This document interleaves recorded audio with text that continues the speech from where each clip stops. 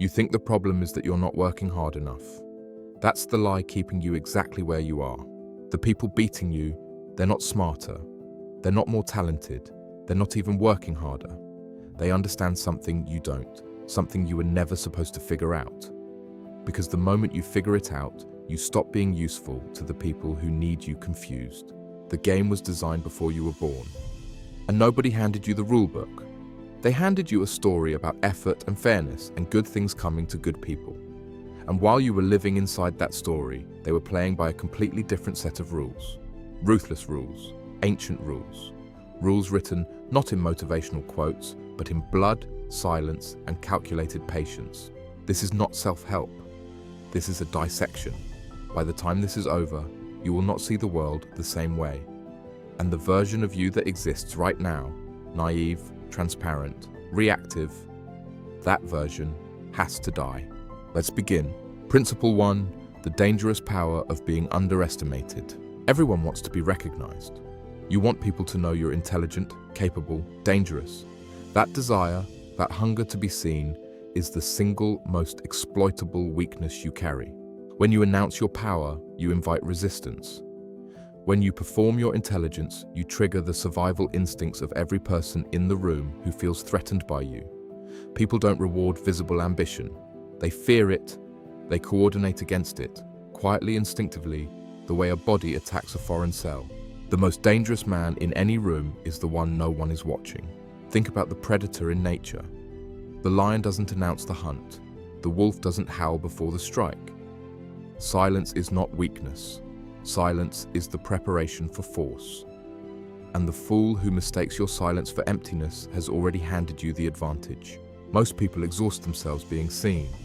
The powerful exhaust others by being invisible. The practical move? Stop broadcasting your moves. Stop explaining your ambitions to people who have not earned the right to understand them. Let people underestimate you. Let them relax in your presence. Let them stop guarding themselves. Because the moment someone stops guarding themselves, they become entirely readable. And a readable opponent is a conquered opponent. Your silence is a weapon. Learn to love the weight of it. Principle 2, control the frame, control reality. Here is something they will never teach you in school. Facts don't determine outcomes. Perception does. You can be right and still lose. You can be honest and still be destroyed. You can be competent and still be passed over. Because the person who controls how a situation is interpreted holds more power than the person who controls what actually happened.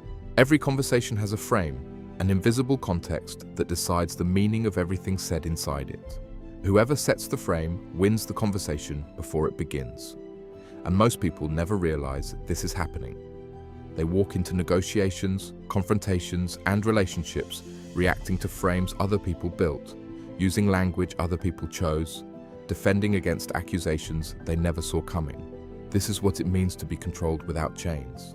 The powerful reframe before they engage. They don't accept the battlefield handed to them. They choose their own terrain. They redefine the terms.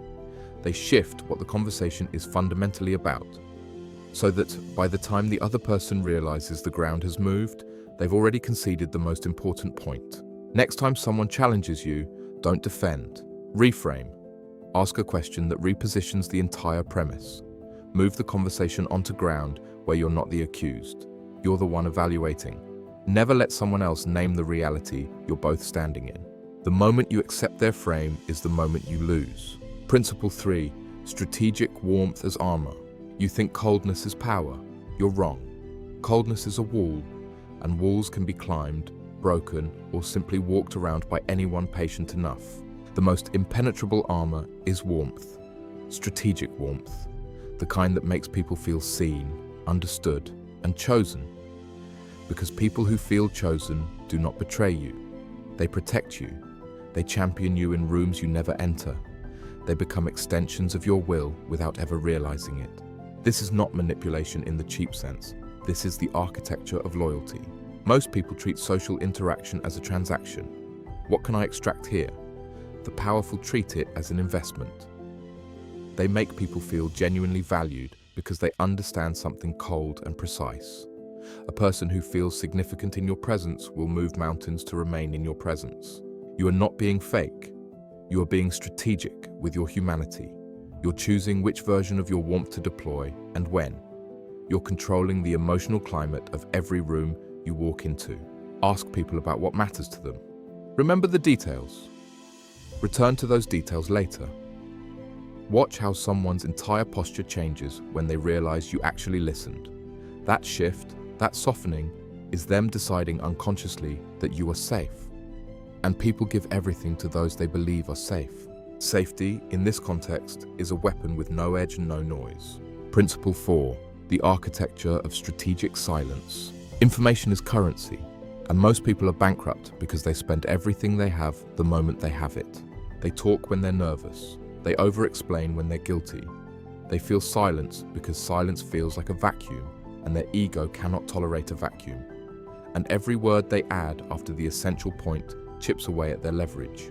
Observe, when you say less, people project meaning onto your silence. They assume depth. They assume calculation. They assume that you are thinking something powerful, something they haven't considered, something dangerous to them. You haven't said a word, but in their minds, you are already 3 moves ahead. And perhaps you are.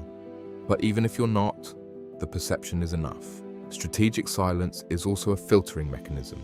It removes from your life the people who only respect volume, those who need constant noise, constant performance, constant proof of your intelligence. These people are exhausting. They are also weak. Because they've never learned that the most powerful thing you can do in a tense moment is nothing. Just wait. Just hold. Let the pressure accumulate in them, not in you. The person who breaks the silence first, Luis. Train yourself. When you want to speak, pause. Count to 5. Ask yourself, does this word serve me or does it serve my anxiety? If it's the latter, swallow it. Let it become a weight you carry strategically, not noise that leaks your position. Silence is not emptiness. Silence is command. Principle 5. Never reveal your full capability. Every time you give everything, you give away the future. Most people, when given an audience, perform at their ceiling. They want to impress. They want to demonstrate everything they've built, everything they know, everything they're capable of. And in doing so, they remove all mystery. They become known. And what is fully known is easily managed. The powerful performer holds back. Always. Not because they fear their own ability, but because they understand that perceived potential is more powerful than demonstrated performance. When people believe there is more you haven't shown, they never stop needing you. The moment you've shown everything, they start calculating how to replace you. Think of it this way. A weapon that has fired is a weapon people have measured. A weapon still in its holster is a weapon that lives rent-free in their minds. Do enough to secure the position. Do enough to win the moment. But leave something unshown. Let there always be a flaw below them, a depth they sense but cannot quantify. That unquantified depth is your permanent leverage.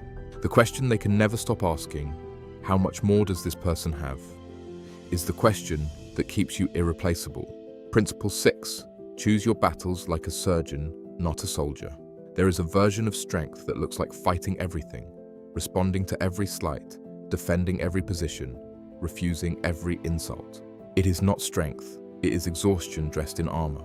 The untrained mind cannot distinguish between battles worth fighting and battles worth ignoring, so it fights everything and wins nothing because its energy is spread across 1,000 meaningless conflicts, leaving nothing for the war that actually matters. Every time you react to provocation, you hand the provocateur control. They wanted a response. You gave it to me. They've now defined your behavior, made you predictable, emotional, and manageable. You didn't defend your dignity. You revealed your triggers. Real power is the ability to absorb an insult like a stone absorbs rain. Let it run off. Log it. Catalog the person who delivered it. And wait. Not out of fear, out of precision. Your time and emotional energy are finite. That is the only resource you cannot recover. The powerful are ruthlessly selective about where they spend it. They let small men fight small wars. They reserve themselves for the moves that reshape the entire board. Ask yourself before every conflict, does engaging this make me more powerful or less powerful? If the answer is less powerful, even if you would win, walk away. Winning the wrong battle is still a loss. The surgeon does not cut everywhere, only where it matters. Principle 7. Disappear to become indispensable. The final principle, and the one that will feel most counterintuitive. You think presence builds power. You've been told to show up, stay visible, and be consistent. And in certain contexts, that's partially true. But there is a darker, more effective truth underneath it. Strategic absence is the most underused power move available to you. When you are always available, you become furniture. Expected, unnoticed. When you are always present, your presence loses its weight. People stop calculating what they lose without you because they have never had to feel that absence. Remove yourself, not dramatically, not as a tantrum or performance. Quietly, selectively. Create gaps in your availability. Create moments where people must sit with the silence you left behind. And in that silence, they will begin to feel exactly what you are worth. You don't want people to take you for granted. You want them slightly uncertain, slightly aware that you have other options, other rooms, other empires being built in your absence. That slight uncertainty, managed carefully, never desperate, is what keeps people attentive, what keeps them invested, what keeps them coming back with more than they offered before. Become rare. Rare things are valued, common things are consumed and discarded. The identity death. You've made it here, which means part of you already knows what this requires. There is a version of you that needs people's approval to function. That version has to be buried. There is a version that speaks when it should listen, reacts when it should wait, chases when it should retreat. That version cannot survive where you're going. This is not cruelty toward yourself. This is surgery, precise, necessary.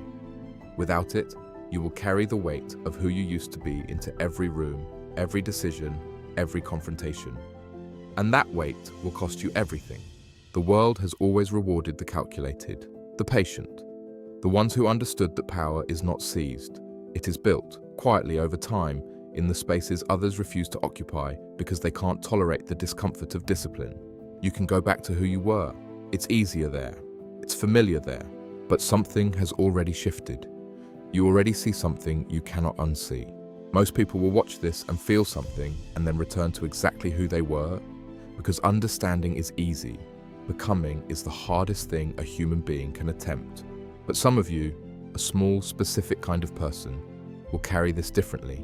You'll sit with it. You'll test it. You'll let it dismantle the comfortable lies and rebuild something colder, sharper, and infinitely more capable. That person is not motivated by motivation. They're made by decision. The question is not whether this knowledge is real. The question is whether you are the kind of person who can actually use it. If you are, you already know what to do next. The path doesn't announce itself. It reveals itself to those already moving. Everyone else waits for permission. You were never going to be everyone else.